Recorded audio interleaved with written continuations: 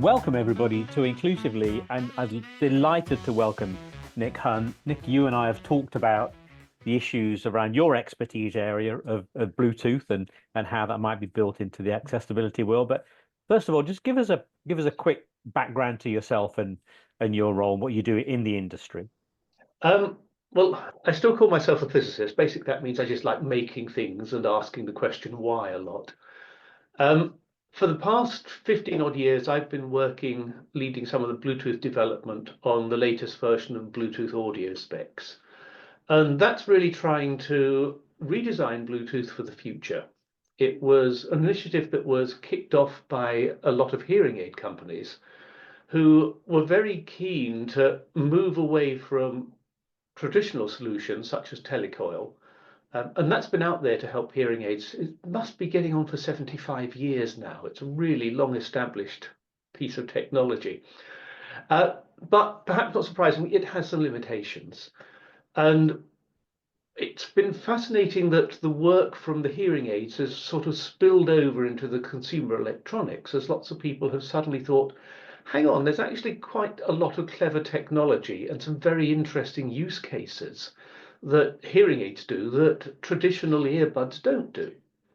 So that's been sort of one focus of my work, but sort of over the years I've worked through many industries. I spent sort of 6 years with TDK at the point that the world was transitioning from cassette tapes onto CDs and got immersed in that analog to digital transformation and realized that particularly with audio, it's been a strange sort of journey which hasn't been led that much by customers most of the way, but by people trying to push technology for the sake of their own little bit of technology. And I think we're finally reaching a point where we are going to be able to build solutions that work for everybody. And it doesn't matter whether this is somebody, I mean, hearing loss is a spectrum. We start off with good hearing, almost people, and then it gets gradually worse as we go on. And we've never really appreciated that in design. You either design for people with super hearing or with pet bats, if you're at the audiophile end, or people with quite chronic hearing loss at the other end.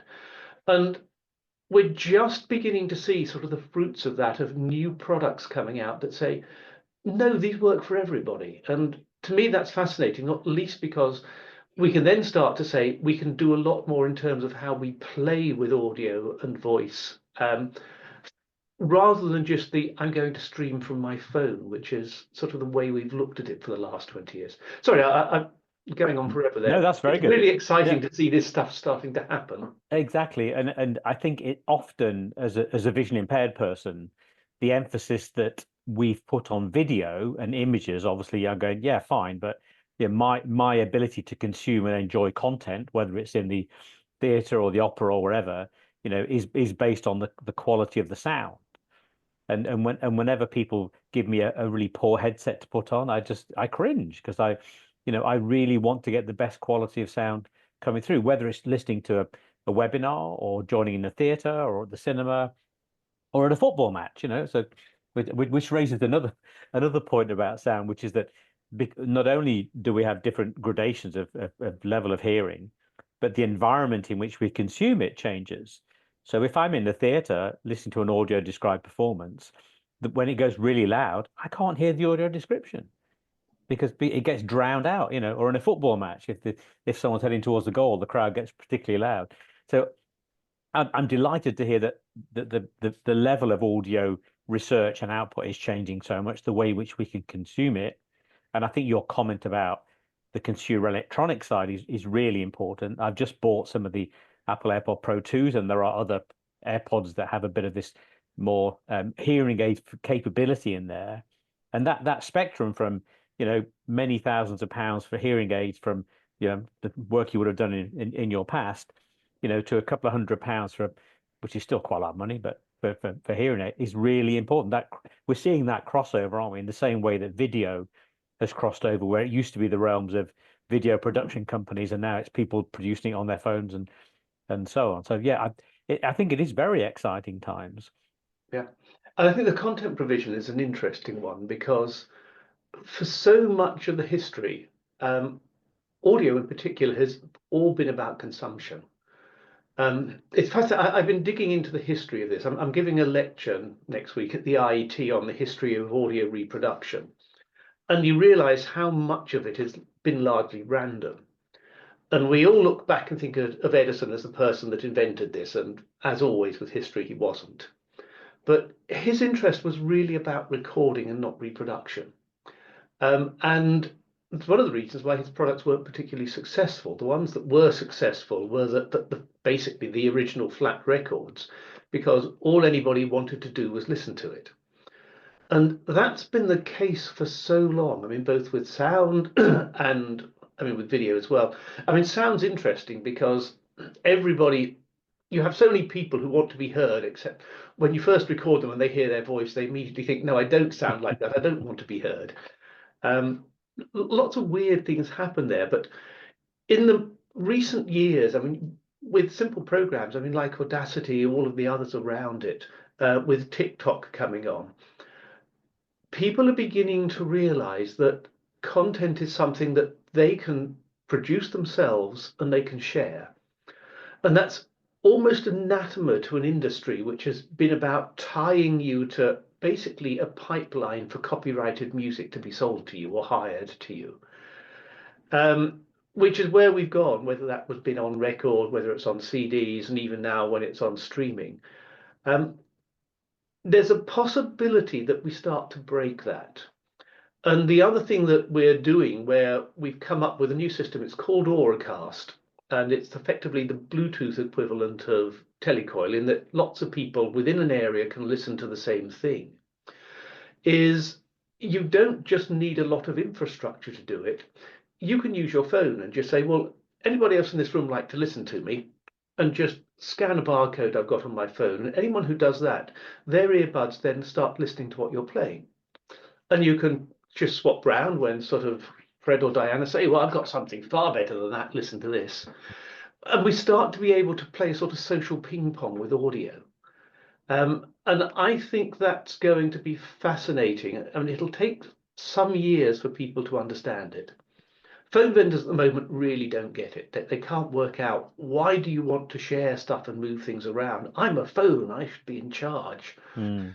And it's been interesting seeing the slow learning curve coming through to say, no, just think about sound and how you want to use sound, and don't think about the architecture of the product you've been building for the last 10 years.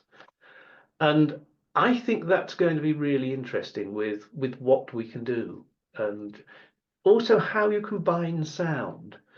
It's intrigued me that when phones took off, I mean, both original phones and mobile phones, it was all about voice, and you wanted to have conversations.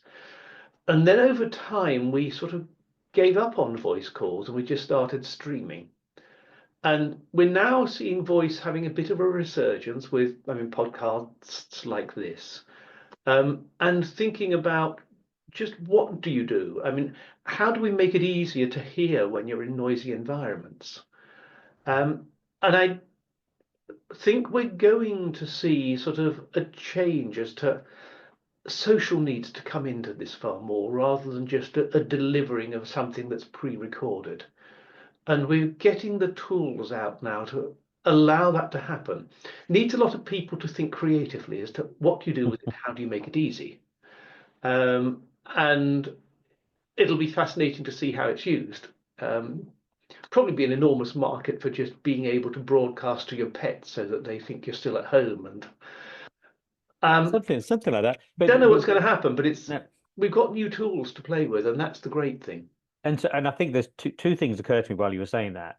One is that during lockdown, with the explosion of using platforms like Zoom and Teams and so on, people became much more aware of what they sound like, and of what they look like, of course, as well. So that sound quality issue, not all people get it yet. I think I know some CEOs who still sound like they're in goldfish bowls, despite people telling them you really don't sound very good. And they say, well, my AirPods sound great. And yeah, you may sound great to you, but you're not communicating. So I think that's one level of education. And then of course the younger generation with their endless videos and clips of videos and wanting to sound good and look good. I think that it's sort of coming at it from both ends of the market, isn't it? From the business end and the more individual consumer end. Oh yeah. And we'll have all of the AI filters so that you can sound like whoever you want to sound like as well if you should so Exactly. desire. But that will hopefully just But be a passing fad. and tell me one thing. I mentioned the consumer electronics side, so the sort of smarter earbuds versus the hearing aids, and I use both. So I'm conscious that in the past hearing aids became more and more miniaturized until they're almost invisible on people. Do you see any trend with the earbud side of it where actually the visibility becomes it makes it means it's not an issue? Anything that would take the hearing aid market to be bigger and perhaps less tricky to work with? Because elderly people obviously are a big category for hearing aid usage, and we miniaturize them so much that they become almost unusable to many people in that category. It's a weird dilemma here because there's still a significant stigma around wearing hearing aids. I mean, you and I are of the age that will remember sort of when you were kids at school, there was that same sort of stigma around glasses. Yeah. And then John Lennon came along, and all of a sudden, everybody wanted to wear glasses. Hearing aids have never got past that. And I thought that at the point when we saw the first earbuds come out, and then particularly when Apple came in with the first AirPods, which, as with most Apple advertising, they were made to look iconic, that that stigma would disappear, and it doesn't seem to have gone yet. No. At some point it will, and I don't know what that tipping point will be. And because of that, hearing aids have quite deliberately got smaller and smaller to try and be less and less visible. And the issue, as you say, with that, and I know because my father-in-law is 96, he's got arthritis in his hands, they are really, really difficult to put on a news. Mm. I think Yeah. the whole industry knows that only about 10% of people who'd benefit from a hearing aid actually wear one. I mean, most people put off getting a hearing aid or even a hearing test for a good 10 years past the point where they'd probably benefit from it. Yeah. And I'm hoping that some of the stuff that Apple and others are doing will sort of fill in at the bottom end, but perhaps more importantly, it'll persuade people to see whether they have hearing loss. Yeah. That may actually be the most important thing they do, and that And could change the stigma. it could, couldn't it? And I think in the work I do around theatres and audio description, I attend to the Royal Opera House, and the first session I listened to with great big canned headphones on, which made me feel completely isolated from the people I was with. The second half, I actually got the loop system and actually connected them through my hearing aid, and boy was the quality better. Boy did I feel part of the performance. And I think that sort of inclusive nature, obviously we call this podcast inclusively because we want everybody to benefit. Yeah. And therefore, and you mentioned AI filters and the like. So the ability to bring sound, obviously alongside vision, if you have vision as well, to be able to do that is astonishing. And I think your Auracast example of I think listening to music is worth people thinking about. Do you want to describe that? Your attendance at one of the trials you did for that? I did. Well, Auracast is a broadcast capability within Bluetooth, and that means that you can have a little box, and it is a tiny little box. You can put it on the back of your TV in the audio sockets, so it will transmit what comes out of your TV if you're wearing hearing aids at home. You could put the same little box in the ceiling of something like the Royal Opera House, and that will probably cover the entire auditorium. Everybody can pick up that sound. A really important thing is that the latency is very low. So you don't actually hear the sound significantly after you've heard it off the stage. Typically, we see the ones going in theatres have a latency of about 30 or 40 milliseconds. And that means if you're any further back than probably sort of the 10th row in the stalls, you'll hear the sound through your Bluetooth earbuds before you actually hear the Sure. physical sound. Yeah. Yeah. So you're not going to notice it. We've just started, or rather, companies building this have just started trialing this in some opera houses and concert halls around the world. Now, I was really fortunate. I was asked over to a performance over in the Lincoln Center in New York. That was sort of the concert hall of the Juilliard. It's sort of 1,000-seater auditorium. Mm. It was a wonderful piece. It's The Passion of St. Joan. It's music that Richard Einhorn has written as background music against I think it's the 1927 silent French film, which is based on the transcripts of the trial of Joan of Arc. Oh, okay. Um, but it's a large scale performance. With full orchestra, choir, about 150 people on stage. And they'd mic'd that up for an archival recording. So every section of the orchestra was individually mic'd and mixed. And that was fed through Auracast. And we'd all been given little hearing aids from GN, and we could listen to that. And the sound response of that is pretty much what most people consider as hi-fi. So it really sounded wonderful. But the fascinating thing was you realized that it sounded different to what you were hearing within the auditorium. With an orchestra and choir that size, you're probably looking at sort of 20 to 30 milliseconds latency between the conductor and the back of the choir. But with everything being individually mic'd, it was a bit like an immediate rendition of the score. Everything was exactly in time.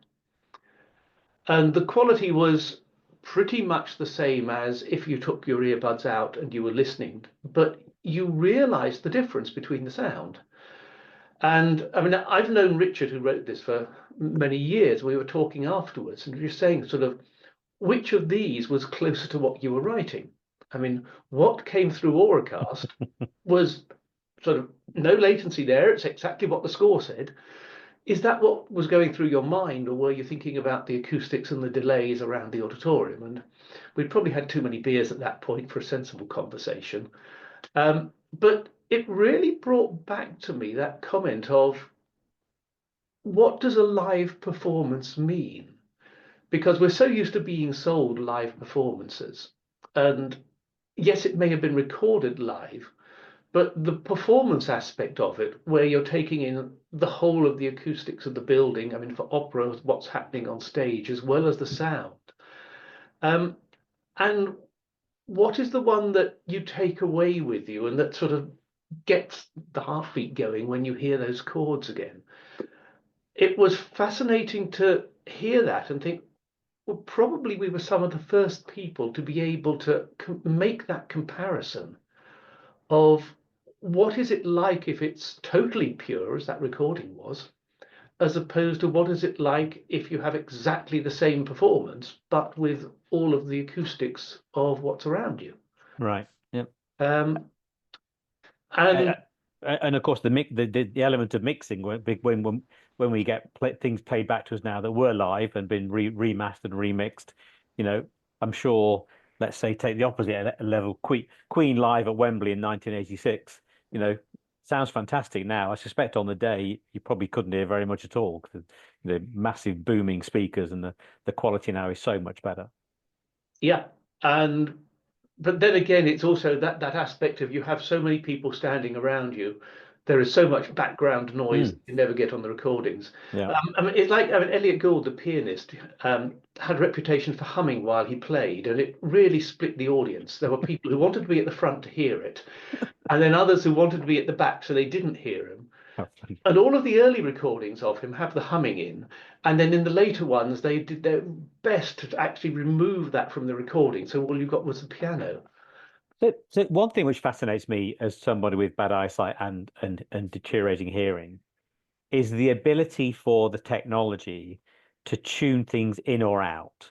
So if I'm in a noisy, let's say, reception in Las Vegas after a big conference, my ability to hear something with the person opposite me, whereas you with good sight would lip read a little bit, whether people believe it or not, people do anyway. And so there is an issue, but that ability to take sound and deliver it to someone in the format suitable for my hearing or for your father-in-law's hearing or whatever, that I think is a fascinating change in the technology. So rendering something, it's that information content, isn't it? Mapping that to the user requirement.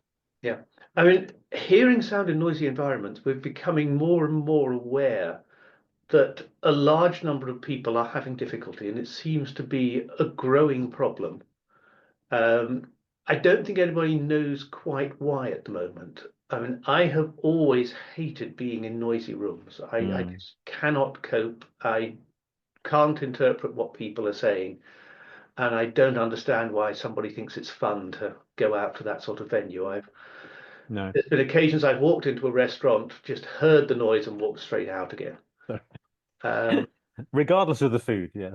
well, I Yeah, would love to talk to my friends who are with me about how good exactly. the food is, and if I Yeah. can't hear them, I just think, what's the point of this? And do you agree with my initial comment Hmm. that audio has been very much second or third fiddle to video? And is that are we? Do you see evidence that that really is balancing up now? Um, I don't think it does yet.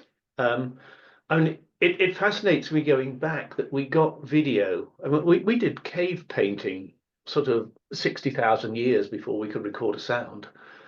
Um, and I mean, the retinal persistence has done an awful lot for video because it means you can make convincing videos with really quite poor technology. Mm, good point. Um, Yeah. you can make a little flip book that looks good.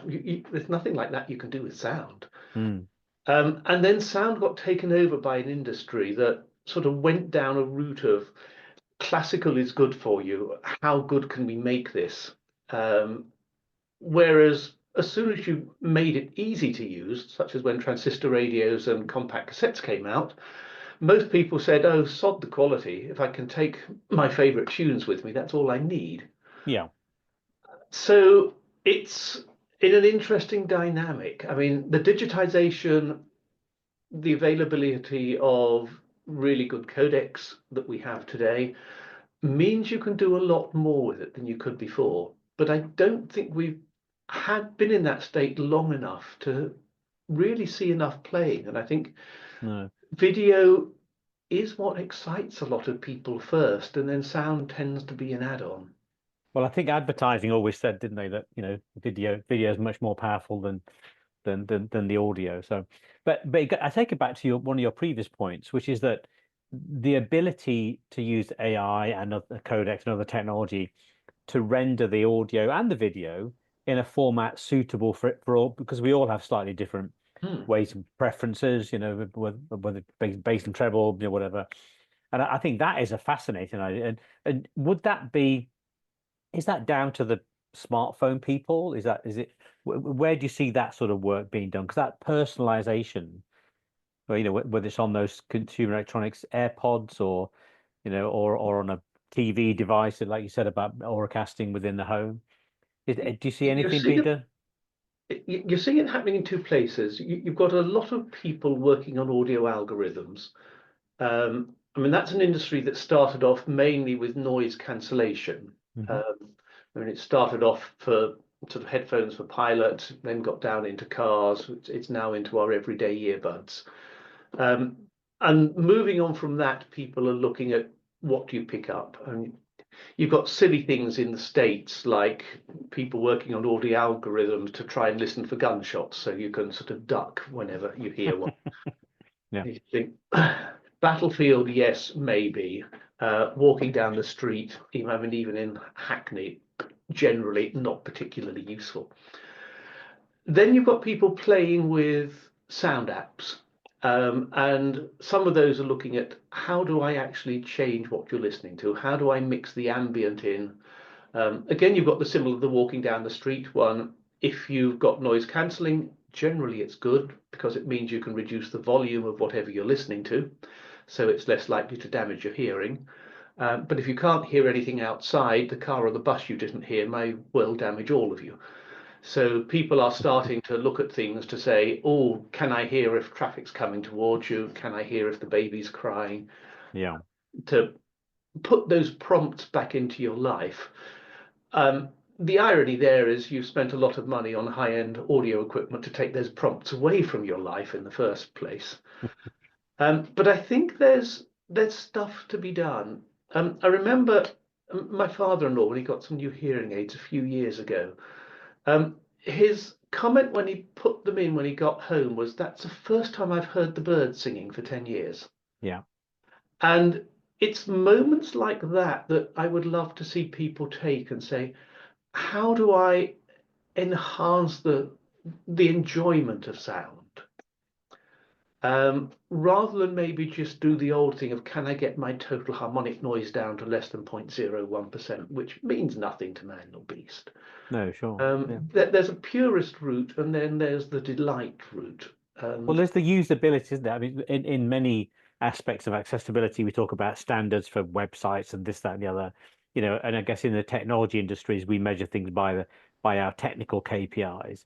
But actually, it's that usability, whether it's about the size of the hearing aids or the ability to swap the program on a hearing aid, for yeah, example, so you can hear what the conversation in a noisy environment. But the usability, making it so you don't have to be a technology expert to change the program. And like I say, so you can enjoy the bird singing, or you can enjoy watching TV without it being turned up to 10 decibels or whatever it is. I think that's once again, it's another industry. Telecom, my background is full of, technology that we think is brilliant, but actually the usability has been very difficult. And I think that shift into the consumer electronics world with the earbuds rather, is I think will change things because because it's affordable, B, because it doesn't have the stigma associated with it, and C, because it fits in with, let's dare we say, our digital lifestyle of what we want to consume, how we want to interact, through whatever device, so connecting to the whether it's your smart speaker or your TV or your laptop or your smartphone. and also integrating with other things, because and we see the industry going down this route of virtual reality, and I still don't see people wandering around with virtual reality headsets. And we forget actually how good voice is at just whispering in your ear. Yeah. And that's something I do see coming, that as you are walking down the street, you just have that ability, whether it's through something you've picked up through your smart glasses or something your phone has detected, even if the phone is still in your pocket, of just being able to say, what was it? And we've had some products that are interesting ones, things like the Humane AI pin, Hmm. at which at some point we are going to progress past these flat slabs of black glass that we carry around with us. Yeah. I don't think the industry has its head around the fact that the smartphone is not the final point of evolution for communications. Something else will come, and I think that something else will probably use voice quite a lot more to just help us around what we're doing. I mean, that may be helping you listen in a concert, but when you're going through a museum, just as you're walking up to something, as, oh, by the way, that exhibit is so and so from such and such. Yeah. Um, People need to think about how they use sound in a way that they've tended in the past to think about, well, how do I use vision? Do I write a little piece of paper and stick it on the wall next to a painting? Hmm. Or should the painting talk to me? Yeah. Yeah. Uh, So in a sense, what you describe is sort of the way my world is evolving now. So I bought some of the Meta glasses, and the speaker quality actually is excellent. I was skiing last week in a blind ski event in Norway, and I recorded using my Meta glasses while skiing along. The sound quality, what it picks up is astonishing. yeah, But most of the time, my phone stays in my pocket. So I think of my phone as being much more of a hub, a communications hub, not that black piece of glass as you describe it. And I use a combination of AirPods, glasses, hearing aids, and a keyboard to navigate it. But and I also use Google Maps and the like to tell me when I'm approaching where I'm trying to get to. yeah, So I think I have that hint. And in fact, I went to a performance of Macbeth with David Tennant at one of the theatres in London, and yeah, and everybody had a headset, and the audio description was then put in slightly below and all the actors were mic'd up as well. So you got yeah. this incredible, really immersive experience, but then mixing in the audio description slightly below that. And that's my world, right? That's my world of getting notifications popping through my ears, as I'm walking along, or I mean, hopefully one day it will tell me that, somebody I know is walking towards me, or somebody I want to avoid is walking towards me. But I think we're some way from that on the with the AI privacy issues. But I just think I see it much more as an issue of wrapping service around us as individuals, and therefore, and I jokingly when I wrote the original report for Mike Short 15 years ago, I said, the camera becomes a proxy for the eyes, the microphone for the ears, and the actual phone for our brain. And wrapping different sensors and stuff around the body, making up for things that don't work, whether it's hearing or sight or dexterity or touch, actually is an incredibly powerful. Like you say, it's not virtual reality. It's sort of an enhanced reality. I think to your point about the sound, we can get even more out of the sound than perhaps the human ear does. Perhaps that's the way to sell it in the future, that it becomes even better than listening just through your regular ears. Well, it's like as you said with the Hamlet production. You're seeing that immersive type of performance happening. I mean, every August I go up to the Edinburgh Festival, and I tend to sort of go to some of the more weird and wonderful. And you've been seeing people beginning to play with that probably for the last 10 years or so. Hmm.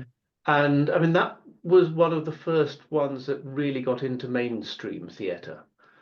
And we need to see more of it. But one of the issues I think we have is if you look at a lot of the creative people within that, we train sound engineers as sound engineers, we train video engineers as Exactly. video Yeah. engineers, and it's this siloing. And there's a lovely line from one of Kurt Vonnegut's novels which says, sort of, show me an expert and I'll show you someone who's dug a hole to hide in. Mm. And we need to make people realize that all of these sensors come together. I've spent some years working with a small startup company that's trying to do smart perfume, and it's interesting there to think, well, you can bring smell into along with sound, along with sight, um, and you can do it really crassly. And various people have tried to do this. I mean, the cinemas that used to have the smell-o-vision with them, and That's right. the Yeah. rumbling floors, but you can also do them intelligently, or you ought to be able to do them intelligently. We've got most of the tools there today. And we now really need people with that breadth of vision to say, how do I play with them? Yeah. It's the holistic view, isn't it? Yeah, And I think that's been the problem with a lot of the accessibility or different disabilities, is that technology has been designed around the hearing impaired or around the vision impaired. yeah. And in my youth, it was extremely expensive equipment I used to be able to, in quotes, read something. And we talked about hearing aids and the expense of them and the miniaturization of them. So yeah, it's about, and I think that's why that crossover between everyone benefiting from better sound quality and better video quality, because some vision impaired people can still see, enough to appreciate an enhanced video. And I think that's the way we need to think about things, not isolated. And the cost, and I guess your comment about Auracast and theaters and cinemas and the like is at odds with the 5G world, where we say, oh, should we put a 5G cell into a theater or into a business, at extreme high cost or relatively high cost, whereas what the Bluetooth would offer is a much cheaper, even presumably you could take it in and out. It's not a massive amount of infrastructure to be able to deliver that service. No. Well, the little box that we used over in New York, it was actually one that's designed for consumer use to plug in TVs. Probably costs a couple of $100. I suspect it cost far more than that for the technician just to connect a cable to I'm it, sure. Yeah. to the mixing desk. Putting in a telecoil installation, if the theatre had already been built, would probably have been around $50,000, $100,000. Mm. So you're starting to say this is something you can put into anything. You can do it at a market stall, and it might even Yeah. be cost effective. But as I said, it's the tools there, and just getting people to work out what's the best use for them. Because all of this was designed by engineers, and I can be probably absolutely certain in saying we didn't have the best ideas for how this is going to be used. And that's the beauty of the creativity, certainly around the mobile apps environment, isn't it? That people do pick these things up and go, actually, yeah, this would be a great service to do. And I think your point about audio description when you approach something in the gallery, which is something we do in the vocalized charity in describing museums and the like, actually everyone can benefit. And that's sort of the mantra we're looking at here, is that, in the past we've done things because it was good for blind people, good for hearing impaired people. Actually, the way we bring all that holistic view you described allows us to bring all these things together and create perhaps that immersive experience that we've been talking about for a long time, but which everyone benefits, and you can adapt it to all the different degrees of hearing or sight or other losses that exist. So I'm very positive about it. I'm delighted that you see this strong future. Uh, we could talk for many hours about it. I think we'll bring it to a close there and just say, Nick, thank you very much for joining us on Inclusively. Thank you to the audience for listening, and please do subscribe to the podcast. And Nick, until the next time, thank you very much. Thank you. And anybody who's listening, these things are there. Go out and buy them and play with them, because I've been fascinated by the way that people like Chris and other people just pick these things up and use them in ways that we never thought about when they were being designed. And that's what's going to really drive a better experience forward for everybody. Brilliant. Thank you. Great ending. Thank you, Nick.